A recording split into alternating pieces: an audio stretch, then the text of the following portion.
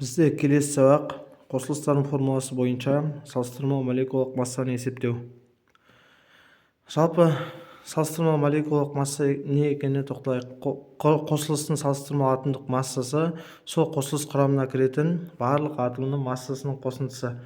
Яғни мына жерде бізде көрсетіп қойған судың бір молекуласын қарасақ, яғни мына қызылмен тұрған бұл бізде оттек, яғни оттектің бізде атомдық массасы білеміз 16-ға тең, қосылған 1 деп тұр. Яғни бұл бізде көкпен беріліп тұрғандар, бұл бізде сутектер. Сутектің атомдық массасы біз білеміз 1-ге тең.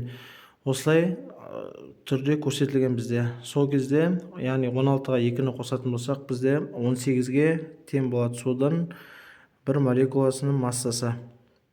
Енді келесі бірінші мысалға қарайық. Көміршыл газының CO2 салыстырмалы молекулалық массасын есептеңдер дейді.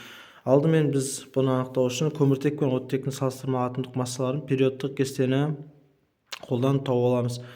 Периодтық кестені іздеп көрсеңіздер болады. Көміртектікі бізде 12-ге тең, оттектікі 16-ға тең. Көміртек пен оттек атомдарының санын олардың салыстырмалы атомдық массаларына көбейтеміз дейді. Яғни 1 көбейту 12 деген сөз, бұл CO2-де көміртектің саны 1 деген сөз. Соған қосамыз 2 көбейтілген 16. Яғни бізде оттектің индексі 2-ге тең. Яғни бұл формулада оттектің саны 2 деген сөз. 2-ге 16-ны көбейтеміз. 2-ні қоссақ, яғни 12-ге біз 32-ні қоссақ 44-ге тең болады. Мына жерде құрылымдық формуласына қарап та шығарсақ болады. Келесі бізде глюкозаның, яғни С6H12 салыстырмалы молекулалық массасын есептеңіз дейді. Яғни манағыдай бізде бірінші көміртектікі 12-ге тең, оттектікі 16-ға тең, сутектікі 1-ге тең. Бұлар атомдық массалары. Біз бұны периодтық кестеден таба аламыз. Енді есептеп көрейік. 6 көбейтілген 12, яғни 6-ға көбейтіп тұрған себебі бұл формулада көміртектің саны 6 деген сөз. Қосамыз 12 көбейтілген 1, яғни сутектің 12 деген индексіне, яғни 1-ге көбейтеміз. Қосамыз 6, бұл оттектің индексі көбейтілген 16. Сол кезде бізде шығады 180. Келесі барий нитратын, яғни барий NO3 жеке еселенген салыстырмалы молекулалық массасын есептеңіз дейді. Алдымен манағыдай атомдық массаларын анықтап аламыз. Барийдікі бізде 137-ге тең, оттектікі 16-ға тең. Бұл сіздерге уже белгілі шығар. Ал азоттікі 14-ге тең. Енді есептеп көрейік.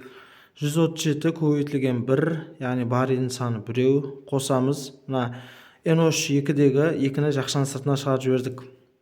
2 көбейтілген жақша ашылған, яғни 14 бұл бізде N, яғни азоттың массасы, қосылған 3 көбейтілген 16.